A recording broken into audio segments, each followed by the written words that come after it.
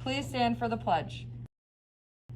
I pledge allegiance to the flag of the United States of America and to the republic for which it stands, one nation, under God, indivisible, with liberty and justice for all.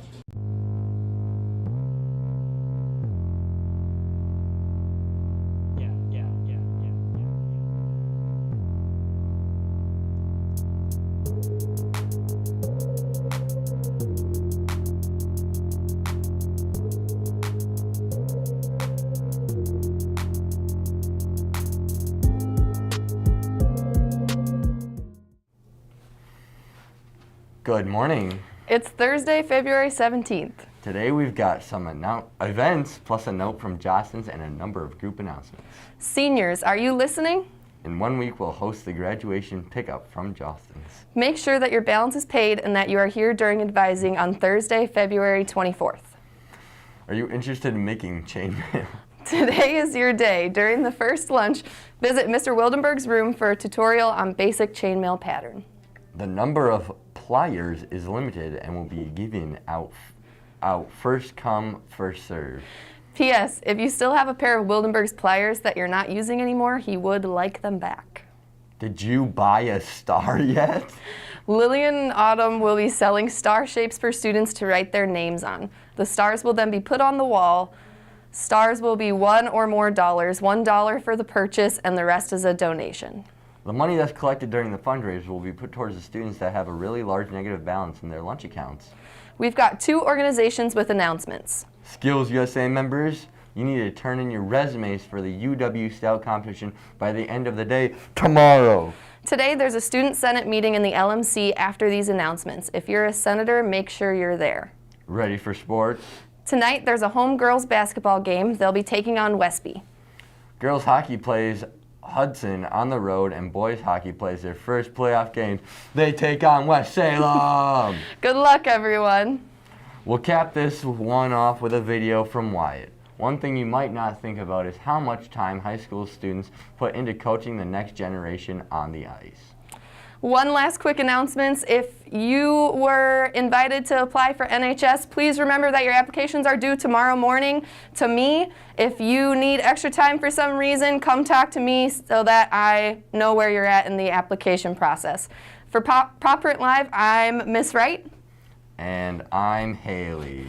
Have a great day, Tigers. Bye. Students at Black River Falls High School are giving back to their clubs and association by coaching the next generation of skaters. I currently have like 7-year-olds all the way up until like 10-year-olds for my private lesson skaters, but then I've also coached 3-year-olds. I coach basic skills, and that's ages like 3 to 9. I coach squirts through bantams, which is like 8 through 13, 14. Most of the time, coaching is not just a show up to the rink and get on the ice type of practice.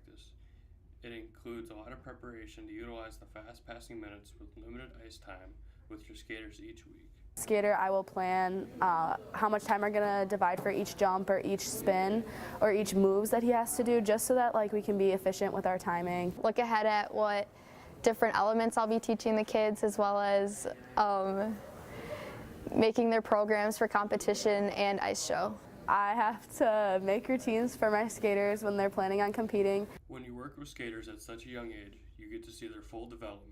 This can be a very rewarding experience and process for coaches. Watching the kids grow and have fun with the game of hockey.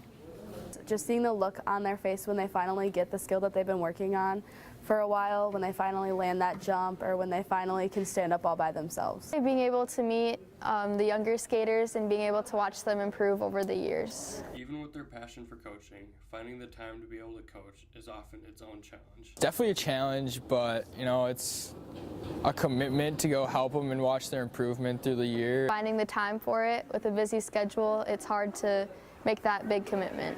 While coaching, these students are building skills that they can continue to use coaching, at school, and in the real world. Coaching has made me just kind of better at being around people and talking to adults and being more professional.